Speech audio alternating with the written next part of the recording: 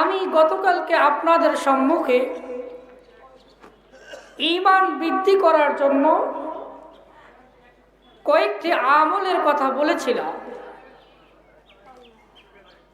লা তুশরিক বিল্লাহ, আমরা আল্লাহ তাআলার সাথে শিরিক করব না। 2 নম্বর হলো মা বাবার অবাধ্য হওয়া যাবে না। 3 নম্বর হচ্ছে মদ পান করব না। 4 নম্বর যুদ্ধের ময়দান থেকে পলায়ন করা চলবে না। 5 নম্বর আমাদেরকে ফরজ নামাজ নির্দিষ্ট সময়ে আদায় করতে হবে। 6 নম্বর হচ্ছে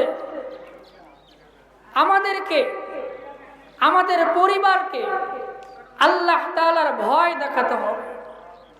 7 নম্বর আমাদেরকে আদব শিক্ষা গ্রহণ করতে হবে এবং অন্য পরিবার পরিজন আত্মীয় স্বজনদেরকেও আমাদেরকে আদব শিক্ষা দিতে হবে।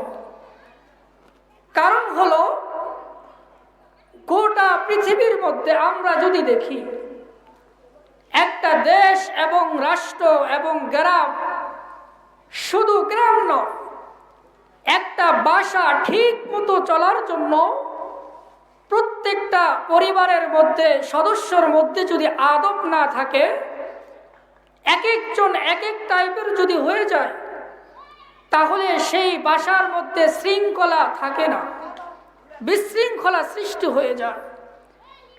কারণ যদি আমরা আমাদের মুরব্বী গুরুজনদের কথা যদি আমরা মানি, তাহলে তার পরামর্শ মানলে আমাদের বাসার মধ্যে একটা শৃঙ্খলা থাকবে। নচেত যদি আমরা আমাদের মা বাবাকে, মুরব্বীদেরকে যদি আমরা না মানি, উস্তাদদের কথা, শিক্ষকের কথা যদি আমরা না মানি, তাহলে বাসার মধ্যে বিভিন্ন ধরনের প্রতিষ্ঠানের মধ্যে বিশৃঙ্খলা তৈরি হবে। আর যদি বিশৃঙ্খলা তৈরি হয়ে যায়, তাহলে কখনো সেই বাসা এবং প্রতিষ্ঠানের মধ্যে ভালো ফলাফল পাওয়া যায় না। দুনিয়ার মধ্যে থাকতেই দুর্নাম বয়ে বেড়াতে হয়, আবার আখিরাতের জন্য আমাদের তো একটা ক্ষতির কারণ তো আছে।